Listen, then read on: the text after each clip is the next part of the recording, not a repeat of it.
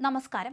സ്വാതന്ത്ര്യ ദിനാഘോഷങ്ങൾക്ക് തൊട്ടുമുൻപ് രാജ്യത്തുടനീളം വലിയ ആക്രമണങ്ങൾക്ക് പദ്ധതിയിട്ട പാകിസ്ഥാൻ കേന്ദ്രീകൃത ഷഹ്സാദ് ഭട്ടി നെറ്റ്വർക്കിനെ സുരക്ഷാ ഏജൻസികൾ വിജയകരമായി തകർത്തത് ഇന്ത്യയുടെ ആഭ്യന്തര സുരക്ഷാ ചരിത്രത്തിലെ നിർണായകമായ ഒരു നേട്ടം തന്നെയാണ്. പാകിസ്ഥാൻ രഹസ്യാന്വേഷണ ഏജൻസിയായ ISIയുടെ പരോക്ഷ പിന്തുണയോടെ പ്രവർത്തിച്ചിരുന്ന ഈ ഭീകര ശൃംഖലയെ പൂർണ്ണമായും നിർവീര്യമാക്കാൻ കഴിഞ്ഞത് കേന്ദ്ര സംസ്ഥാന അന്വേഷണ ഏജൻസികളുടെ ഏകോപിതമായ പ്രവർത്തനത്തിന്റെ ഉദാഹരണമായി മാറുന്നു. രാജ്യത്തെ 14 സംസ്ഥാനങ്ങളിലായി ഓഗസ്റ്റ് 12 നടത്തിയ മിന്നൽ പരിശോധനകളിൽ 253-ലേറെ ആളുകളെ കസ്റ്റഡിയിലെടുക്കുകയും 200-ലധികം ഭീകര പ്രവർത്തകരുടെ അറസ്റ്റ് രേഖപ്പെടുത്തുകയും ചെയ്തു. ഇതിൽ കേരളത്തിൽ നിന്നുള്ള 2 പേരടക്കം ഉൾപ്പെട്ടിട്ടുണ്ട് എന്നത് ഉത്തരേന്ത്യൻ സംസ്ഥാനങ്ങളെ മാത്രം കേന്ദ്രീകരിച്ചുള്ള ഒന്നല്ല ഈ ഭീകര ശൃംഖലയെന്ന വലിയ മുന്നറിയിപ്പാണ് നൽകിയത്.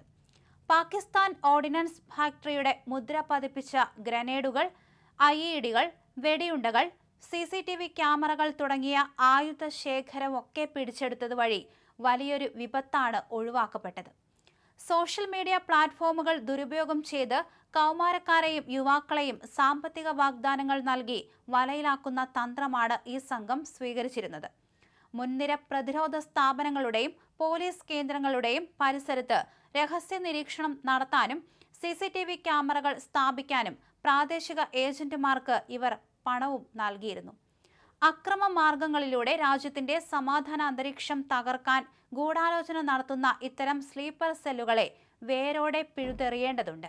സുരക്ഷാ സേനകളുടെ സമയബന്ധിതമായ ഇടപെടൽ വഴി ഒരു വലിയ അപകടം ഒഴിവാക്കാൻ സാധിച്ചെങ്കിലും ആധുനിക സാങ്കേതിക വിദ്യകളും ഡിജിറ്റൽ സംവിധാനങ്ങളും ഉപയോഗിച്ച് അതിർത്തിക്കപ്പുറത്തു നിന്ന് നടത്തപ്പെടുന്ന ഭീകരവാദ റിക്രൂട്ട്മെന്റുകളെ ചെറുക്കാൻ രാജ്യം കൂടുതൽ ശ്രദ്ധിക്കേണ്ടതുണ്ടെന്ന് ഈ സംഭവം നമ്മെ ഓർമ്മിപ്പിക്കുന്നുണ്ട്. കേരളമടക്കം 14 സംസ്ഥാനങ്ങളിലെ വിവിധ കേന്ദ്രങ്ങളിൽ ഒരേ സമയം നടത്തിയ ഏകോപിത നീക്കത്തിലൂടെയാണ് ഈ ഭീകരവാദ ബന്ധം തകർത്തത്. അതേസമയം പാകിസ്ഥാൻ കേന്ദ്രീകരിച്ച് പ്രവർത്തിക്കുന്ന ഷഹ്സാദ് ഭട്ടി നെറ്റ്വർക്ക് ബംഗാളിലെ 6 ക്യാബിനറ്റ് മന്ത്രിമാരുടെ കുടുംബങ്ങളെ ലക്ഷ്യമിട്ടതായി വെളിപ്പെടുത്തലുണ്ട്. ജെയ്ഷെ മുഹമ്മദ് ഭീകര സംഘടനയുമായി ബന്ധമുള്ള മുഹമ്മദ് ഹമീം മൊണ്ടാൽ, അദ്ദേഹത്തിന്റെ കൂട്ടാളി അർപ്പിത സർക്കാർ എന്നിവരെ west Bengal special task force July അവസാനത്തോടെ അറസ്റ്റ് ചെയ്തതോടെയാണ് കൂടുതൽ വിവരങ്ങളൊക്കെ പുറത്തുവന്നത്. അർപ്പിത സർക്കാർ വഴിയാണ് ഭീകര സംഘടന ബംഗാളിലെ ഭരണ നേതൃത്വത്തിന്റെ കുടുംബാംഗങ്ങളിലേക്ക് വലവീശാൻ ശ്രമിച്ചത്. എൻക്രിപ്റ്റ് ചെയ്ത് സോഷ്യൽ മീഡിയ പ്ലാറ്റ്ഫോമുകൾ വഴി പാകിസ്ഥാനിലെ ഹാൻഡ്ലർമാർ അർപ്പിതയുമായി നിരന്തരം ബന്ധപ്പെട്ടിരുന്നു. സ്വാതന്ത്ര്യ ദിനത്തോടനുബന്ധിച്ച് രാജ്യത്ത് വലിയ തോതിലുള്ള അട്ടിമറികളും ആക്രമണങ്ങളും നടത്താനായിരുന്നു ഇവരുടെ നീക്കം. ഗുവാഹട്ടിയിലും അസമിലെ വിവിധ ജില്ലകളിലും നടന്ന വ്യാപക തെരച്ചിലിൽ പ്രധാന അനുയായികളായ അക്രമുൽ ഇസ്ലാം, അമീനുൽ റഹ്മാൻ, അബ്ദുൾ ഹുസൈൻ എന്നിവരും പിടിയിലായി. ഇവരിൽ നിന്ന് മൊബൈൽ ഫോണുകൾ, സിം കാർഡുകൾ, വിവിധ രേഖകൾ എന്നിവ പിടിച്ചെടുത്തിട്ടുണ്ട്. ഖലിസ്ഥാൻ ആംഡ് ഫോഴ്സ്, തഹരിക്-ഇ-താലിബാൻ, ഹിന്ദുസ്ഥാൻ തുടങ്ങിയ നിരോധിത സംഘടനകളുടെ പേരിലാണ് ഇവർ ബാഹ്യപ്രവർത്തനങ്ങൾ നടത്തിയിരുന്നത്. സോഷ്യൽ മീഡിയ വഴിയുള്ള തീവ്രവാദ പ്രചരണം, യുവാക്കളെ റിക്രൂട്ട് ചെയ്യൽ, ആയുധക്കടത്ത്, സ്ലീപ്പർ സെല്ലുകൾ സ്ഥാപിക്കൽ എന്നിവയായിരുന്നു സംഘത്തിന്റെ പ്രധാന പ്രവർത്തനങ്ങൾ.